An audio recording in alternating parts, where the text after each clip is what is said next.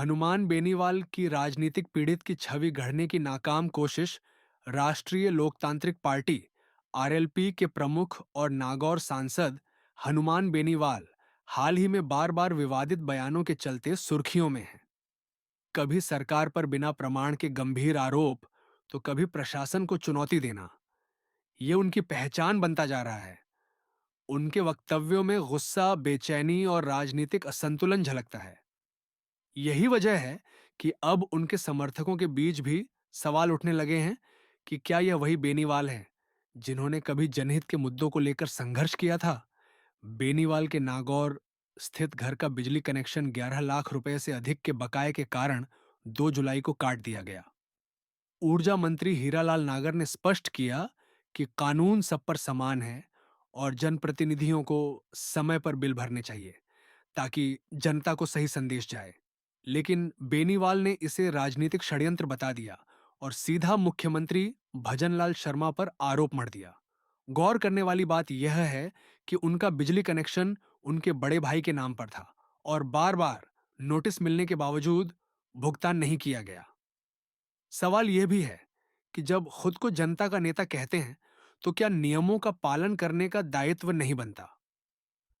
बिजली विवाद के बाद बेनीवाल को एक और झटका तब लगा जब उन्हें जयपुर स्थित सरकारी आवास खाली करने का नोटिस थमा दिया गया। सांसद पद की अवधि समाप्त होने के बाद भी उन्होंने अब तक बंगला खाली नहीं किया है, जो नियमों के विरुद्ध है। इसके बावजूद वे प्रशासन को ही आंखें दिखा रहे हैं और इसे बदले की कार्रवाई करार दे रहे हैं।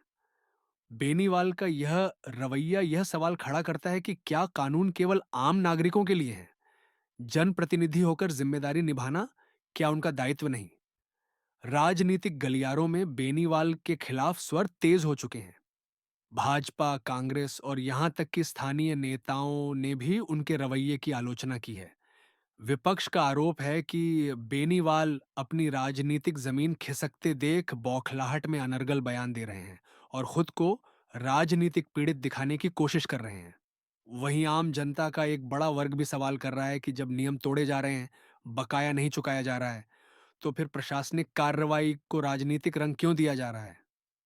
हनुमान बेनीवाल आज खुद को सत्ता और प्रशासन के खिलाफ खड़ा करने की कोशिश कर रहे हैं, लेकिन यह तब और हास्यास्पद हो जाता है जब मामला खुद की जिम्मेदारी से जुड़ा होता है। बिजली का बिल न भरना, बंगला खाली न करना और फिर भी प्रशासनिक अन्याय की बात करना उन्हें आमजन की नजरों में कमजोर और गैर जिम्मेदार नेता के रूप में प्रस्तुत करता है। ये समय बेनीवाल के लिए आत्ममंथन का है और सवाल ये नहीं कि उन्हें क्यों निशाना बनाया जा रहा है, बल्कि ये कि वे जनता के सामने किस छवि के साथ खड़े हैं।